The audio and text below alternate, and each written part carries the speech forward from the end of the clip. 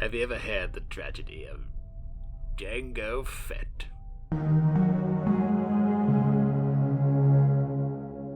One of the most tragic characters in Star Wars that has dealt with huge loss in their lives is Jango Fett.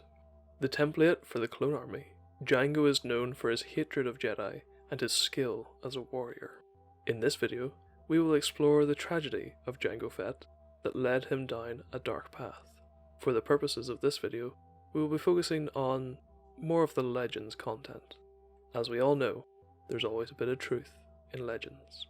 Born on Concord Dawn, a planet in the Mandalorian sector, an agricultural planet heavily associated with the Mandalorians, Jango's father was a journeyman protector, a kind of marshal service, made up of civilians that acted as local lawmen charged with protecting the people.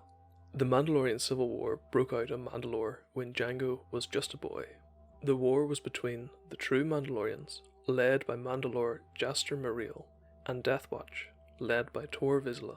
The war soon spread to Fett's homeworld of Concord Dawn. During this time, Fett's father granted Mereel's men refuge on his farm.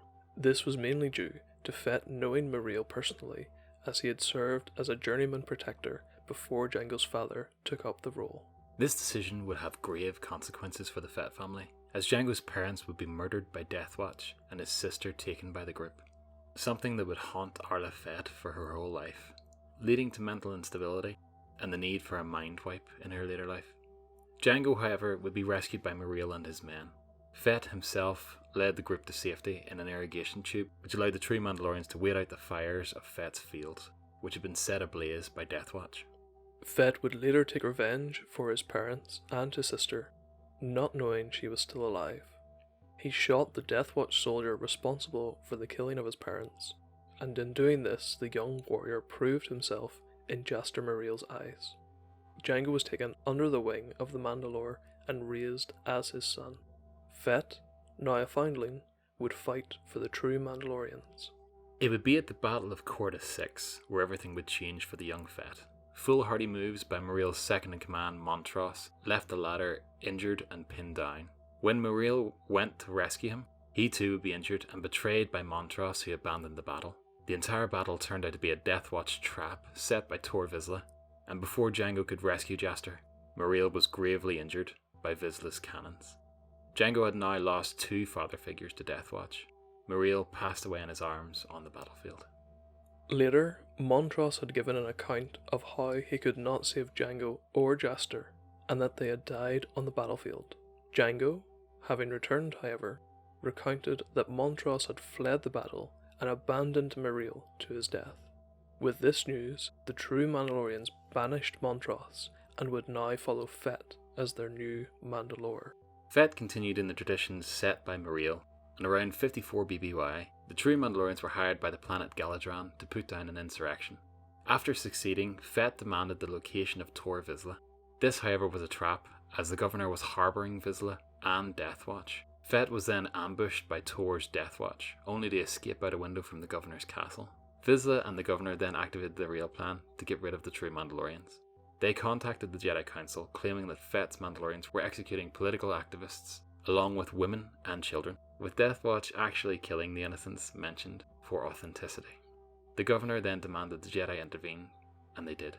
The order sent a detachment of Jedi to face the Mandalorians, led by Jedi Master Dooku and his apprentice Kamari Vasa.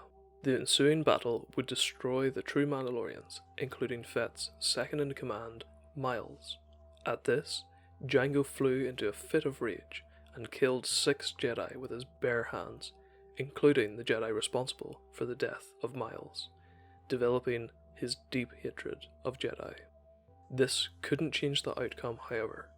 Fett, the sole survivor of his group, was delivered into the custody of the governor of Galadran, who stripped him of his armour and sold him into slavery.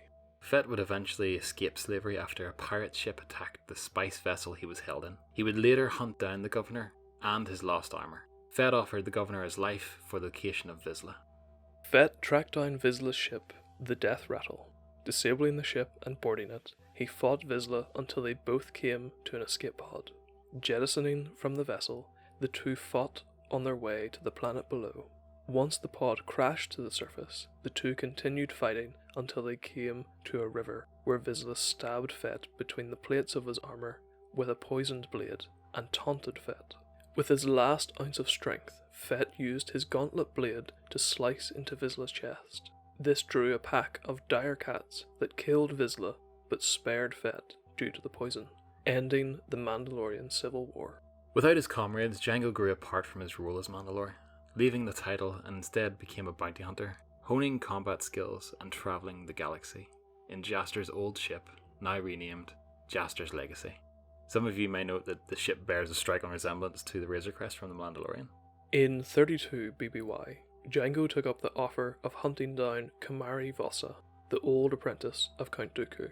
This then leads to the events of the Jango Fett bounty hunter game. If you'd like an in-depth look at that, let us know down below.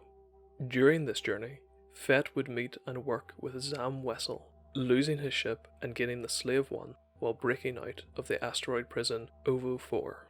While on this mission, Fett would meet his old enemy Montross, denying him a warrior's death by letting a Bando Gora kill him. After brushes with the Hutts and all other assortments of the criminal underworld, Fett would eventually track down Kamari on one of the moons of Bogdan. There, he would meet Dooku, who gave him his bounty, as well as the offer of being the template for the clone army. The thought of Fett was that one Jango Fett could not take down the whole Jedi Order, but an army of him could. Fett demanded only one thing on top of his prize, an unaltered clone to adopt as his son. Fett oversaw the training and development of the clone army, along with other Mandalorians that he hired to help, including Cal Skirata. Jango would serve in his role until his untimely death during the Battle of Geonosis, at the hands of Mace Windu. I don't care what universe you're from, that's gotta hurt. Windu himself, when first entering the battle, knew that killing Dooku then and there would have ended the war. However, his instant reaction was to threaten and hold off Jango, as he felt Jango would be able to kill him if he struck Dooku, a decision Mace would question for the rest of his life. Looking at what is now canon, Jango was a legitimate Mandalorian in his past, and there is now some form of Mandalorian civil war brewing. We can see why he was denounced both by the warfaring Death Watch and the peaceful Mandalorians, if he was indeed against both Death Watch and the Mandalorian government before the Clone Wars. It would seem that at least some of the Legends material is being adopted over to canon, if the Mandalorian Season 2 is anything to go by. Like we said at the start, there's always a bit of truth in Legends. We think Jango was one of those villains you just couldn't help but root for. Despite where he stood, you could see why he stood there. His fall from Protector and how he came to hate the Jedi Order. And finally, how he stopped being a Mandalorian and became just a simple man making his way in the universe. Well, that's about all we've got time for this video. Don't forget to like, share and subscribe. And if you like this one, check out some of these other videos. Bye. Bye.